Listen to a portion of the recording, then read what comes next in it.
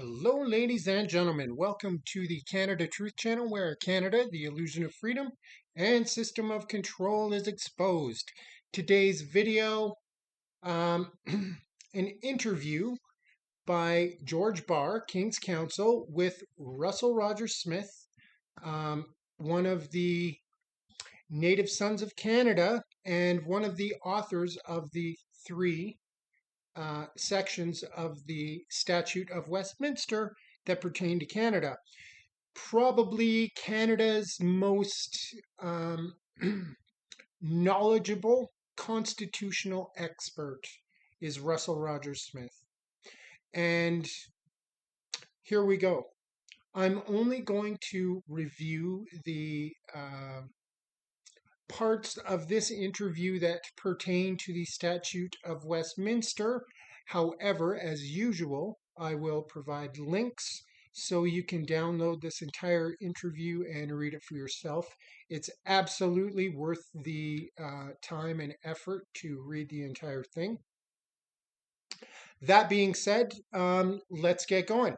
So, Mr. Barr, I understand, Mr. Smith, that you have made a rather exhaustive study of our constitutional position for some years past and have come to the conclusion that in the national interest the entire position should now be clarified. I consider this indispensable, says Russell Rogers Smith.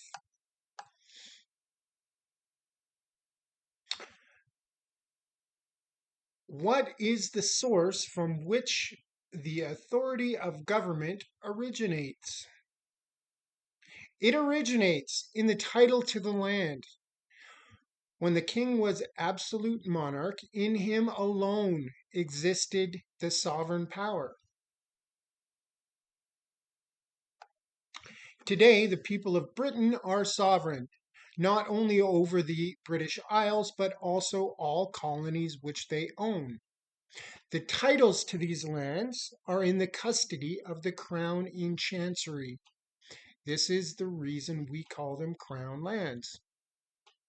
The British people do not own Canada today. None of the provinces are required to pay rent. Since December 11th, 1931, the ownership to the land is held by each province. The legislature of each province can make laws exclusively in connection with property, and the title is held in the custody of Department of Lands. All provinces of Canada today are sovereign states.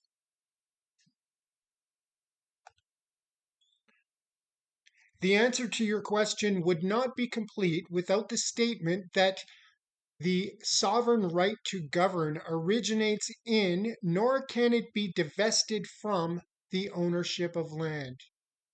In order that sovereignty be exercisable by a central government in Canada, it is indispensable that the sovereign provinces divest themselves of those powers which they collectively desire the central government to administer, and to cede to the central government some land, such as in the District of Columbia in the USA, Mexico City in the District Federal of Mexico, or District of Canberra in Australia.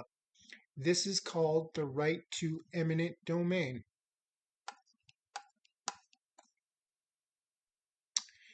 Moving right along. Has any change taken place in the appointment of Governor General since the passing of the Statute of Westminster? No. No Governor General since the enactment of the Statute of Westminster has received any papers from the Crown and Chancery of Great Britain to act as Governor General in Canada. I understand the successor to Bessborough was John Buchan, afterwards Lord Tweedsmuir. How was he appointed? Lord Tweedsmuir was a commission signed by R.B. Bennett, which was never gazetted in the Canada Gazette. This is the only paper extant in connection with Lord Tweedmer's appointment to Canada. How was Mr. Bennett appointed? It should be understood that Mr. Bennett was made a member of His Majesty's Imperial Privy Council, that acting in this capacity, he could commission a Governor General, but he could not grant any papers to him to govern Canada. A commission without authority. Is it true that the present Governor General of Canada is in exactly the same position in regard to authority he purports to exercise as Lord Tweedsmuir was? He is. Now, that being said, to prove Russell Rogers Smith's point, here is the Canada Gazette, which, in case you don't know, all acts and statutes are required to be published in the Canada Gazette. This is the way for communication to the people of Canada. And this was especially important back in the day before there was television in every house and newspapers, and the Canada Gazette was a very big deal back in the day. So we can see Wednesday, October 1st, 1947. Proclamation, letters patent, consulting the Office of Governor General and Commander of Chief in Canada. Effective October 1st, 1947. There you have it. Fact in law. This was printed in the Canada Gazette by His Majesty's command.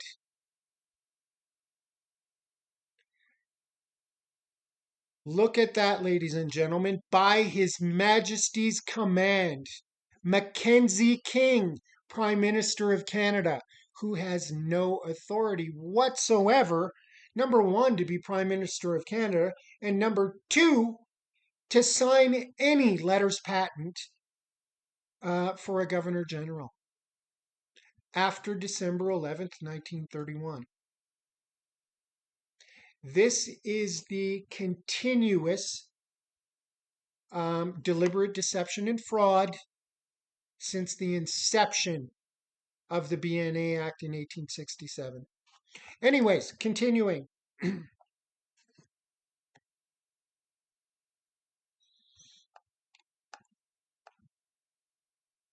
There is no record anywhere of the Earl of Athlone having received any authorization from the Crown and Chancery to act as Governor General of Canada. Now, I would like to explain further that since Canada is no longer under the Department of Lands of Great Britain, since the enactment of the Statute of Westminster, that they are not in a position to grant any powers to anyone to act as the Governor General of Canada.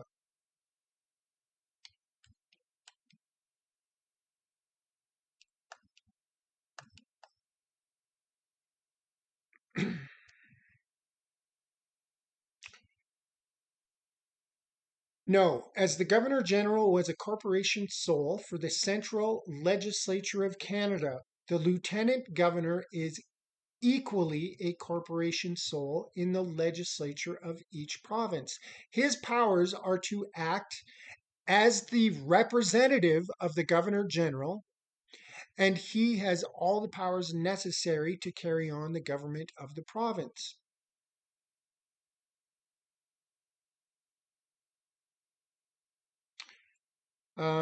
So the question was, is he obliged to comply with any request or submit his suggestion or receive advice from elected representatives? No. The Governor General is a dictator, basically.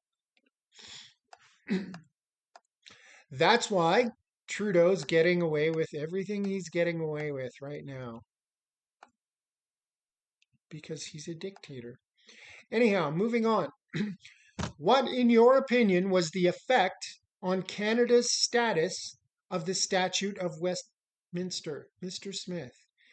The Statute of Westminster has altered the status of each and every province of Canada.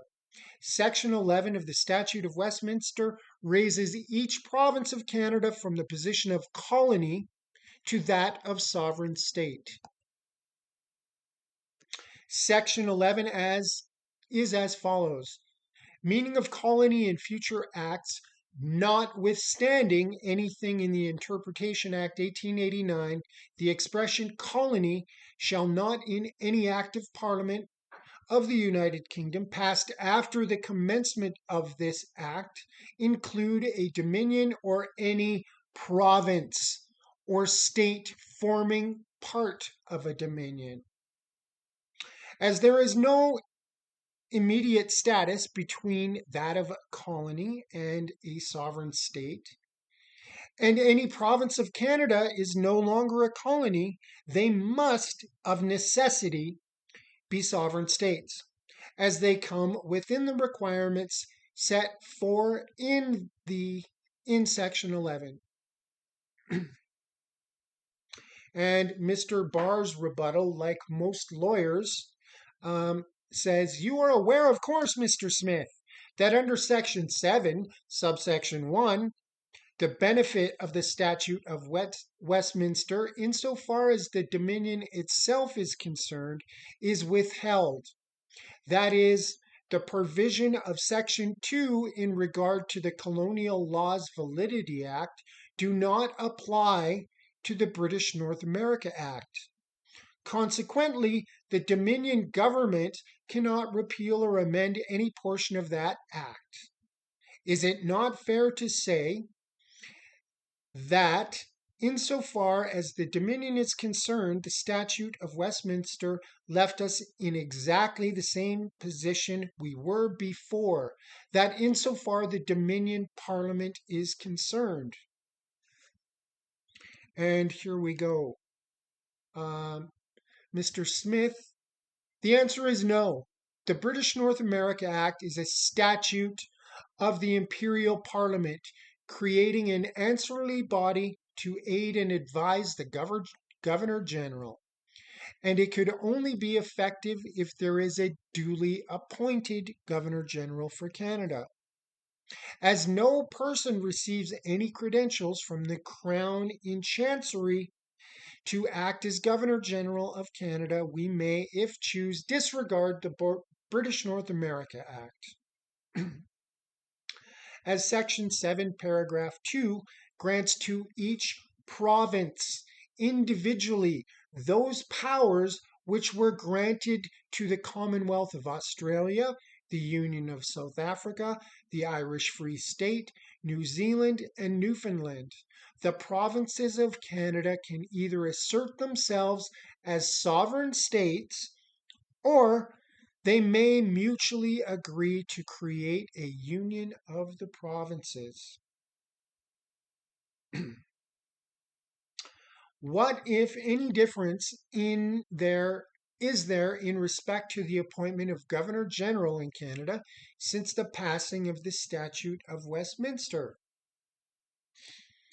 And once again, Mr. Smith says, in answering your question, I may say, without fear of contradiction, that since the enactment of the Statute of Westminster, no Governor General has been dispatched to Canada by the British government or any department of that government. Instead of a Governor General, we now have a British High Commissioner, the present incumbent of that office being the Right Honourable Malcolm MacDonald, whose address is Earncliffe, Ottawa. By the way of preliminary to answering this question, the following statement is illuminating. The debate on the Quebec resolutions, October 10, 1964, in the legislature of Upper and Lower Canada, ended by ratification March 13, 1965, immediately the Imperial Parliament countered the move by enacting the Colonial Laws Validity Act, June 29th, 1865, to show the colonists that it was they and not the colonial legislature that had the power to govern. Revising the draft and briefing the Quebec resolutions in the form of a bill called the Kingdom of Canada Papers. John A. Macdonald and delegates from Canada, Nova Scotia, and New Brunswick presented these to the Earl of Carnarvon.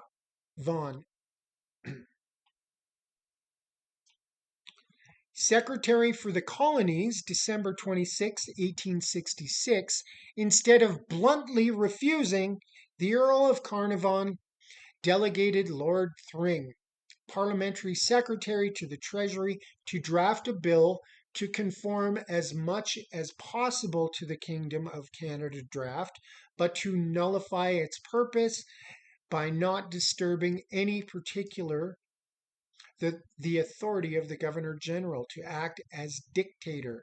John A. Macdonald got a wife, a title, a membership in His Majesty's Privy Council, and Canada got the British North America Act, which is letters patent for the Governor General. Now, to clear that all up, so the Quebec resolutions presented the Kingdom of Canada Papers, stating we want our own country, we want the ability to make our own laws. You can download and read the Quebec resolutions for yourself if you would like. But the colonials were like, no, no, no, no, no, no, no, no. John A. Macdonald, you've brought us these. Tell you what, we're going to give you can marry one of us. You get a seat on the Imperial Privy Council. You become knighted, and all you have to do is sell this back to the Canadian people.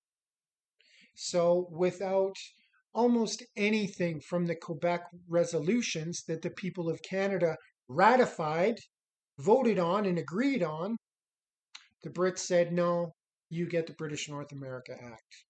And John A. Macdonald, Sir John A. Macdonald, sold out Canada.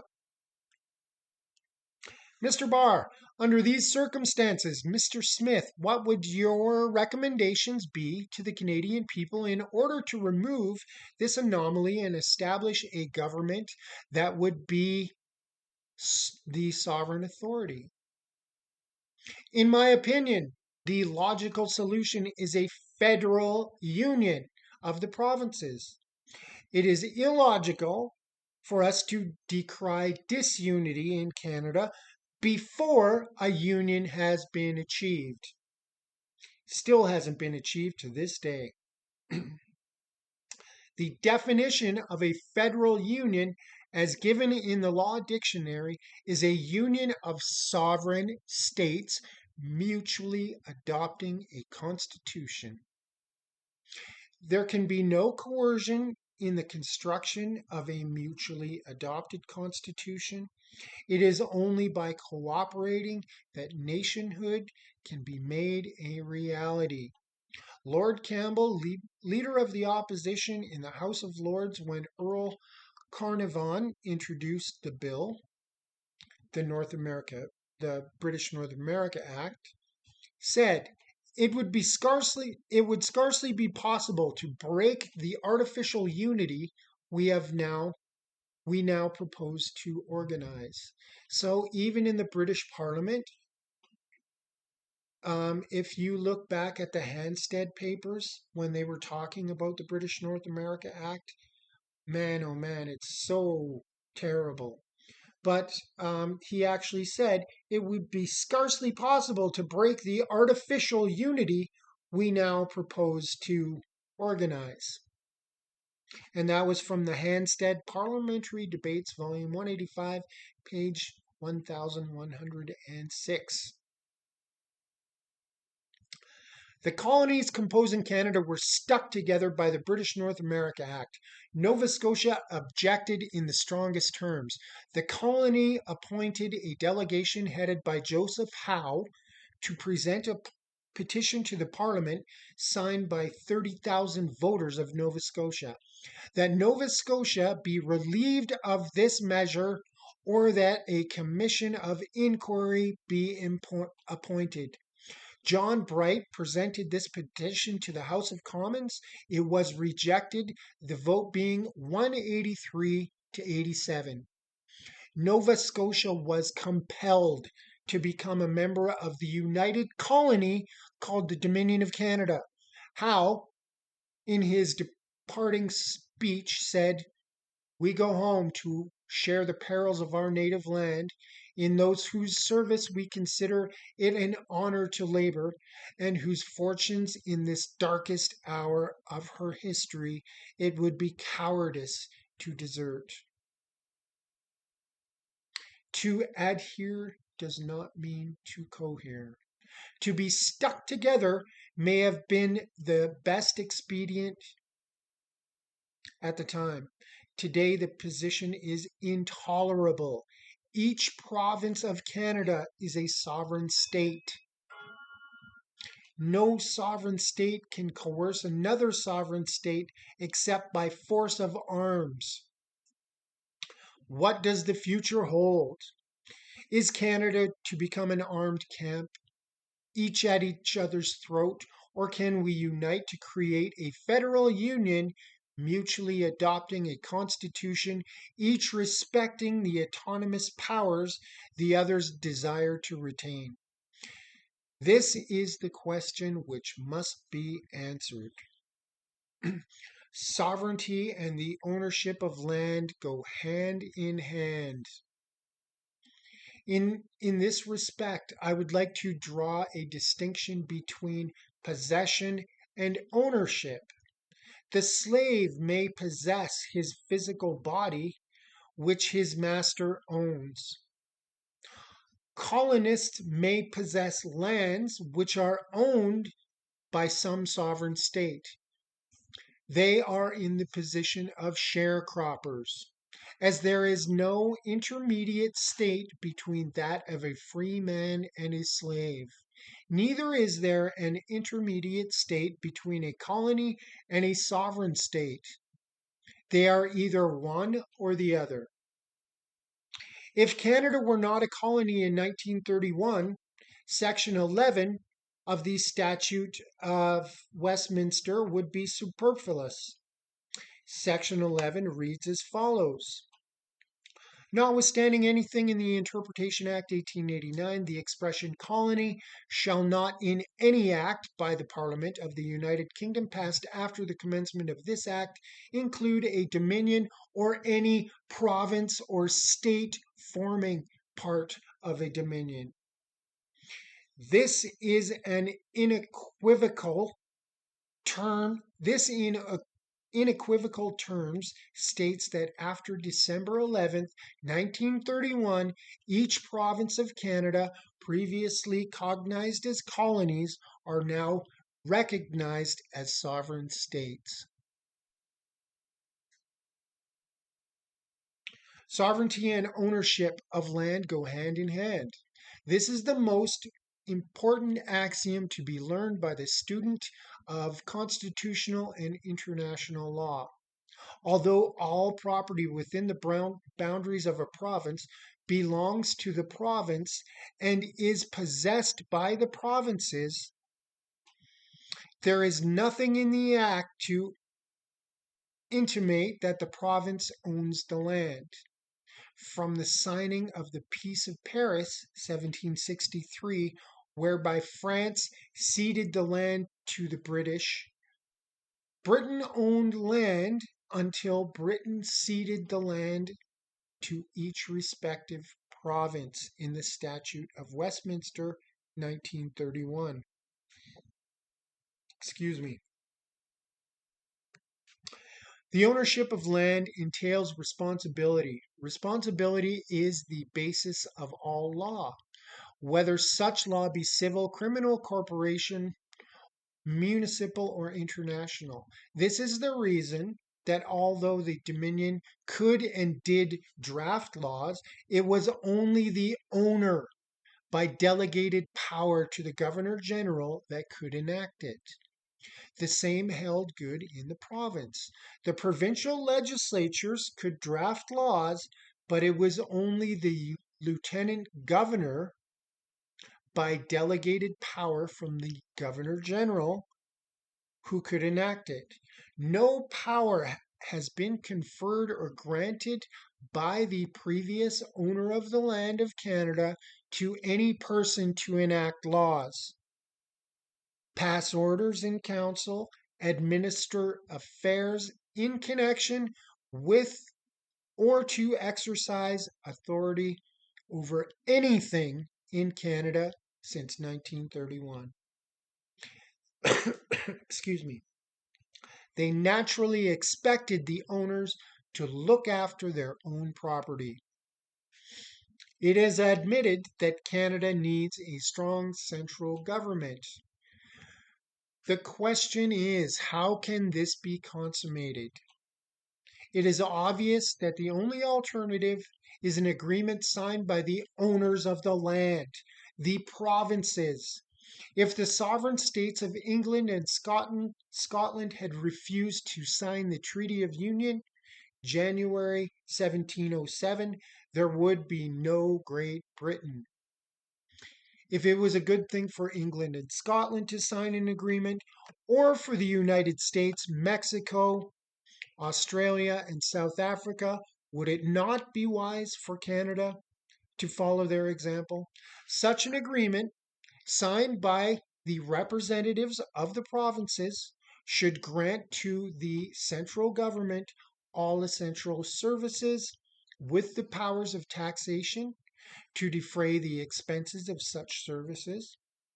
At the same time, the rights of the provinces should be safeguarded. No encroachment should be tolerated which would interfere with the powers and rights reserved by the provinces. Each government must stay within its own field. Such agreement should be free of ambiguity and party considerations. Being fair to all, it will not overlook the rights of any. It is hardly fair for our public men to decry disunity in Canada before the first step towards unity has been taken. Our first step should be the convening of an interprovincial conference where articles of confederation can be discussed. The need not be a lengthy document, an agreement to grant to a central government approximately the same powers that are contained in Section 91 of the BNA Act. After signing this agreement, which could constitute a provisional government, measures should be taken for the convening of a constitutional assembly to create a constitution. It must be finally ratified by the electorate of the provinces, as it will doubtless be conceded that an agreement is indispensable. I'm handing you a draft of the Articles of Confederation and will predict that the names of the men whose signatures are appended will be re echoed down the corridors of time by countless generations yet unborn, as long as the rivers flow and the grasses grow. Pretty, pretty intense stuff. And anyhow, Russell Rogers Smith presented Articles of Confederation that were suitable at the time. The provinces of Canada are in exactly the same position legally, so we could do the same thing. It's very simple, right? The key, ladies and gentlemen, is to educate everyone on the truth and of our legal status. Stay tuned. The next video is going to be why the Constitution Act 1982, including Charter of Rights and Freedoms, was not legally or lawfully enacted. So, as always, I'll leave the links in the description. Please use the links, develop your own level of knowledge and understanding, and then share this with others and teach others. The only way we're getting out of our troubles in Canada is to solve this problem. This is the root cause of our problems in Canada. We have no legal, lawful constitution, and we have a illegal, unlawful de facto government that's running amok. Thanks for watching. Stay tuned for the next one. Do no harm.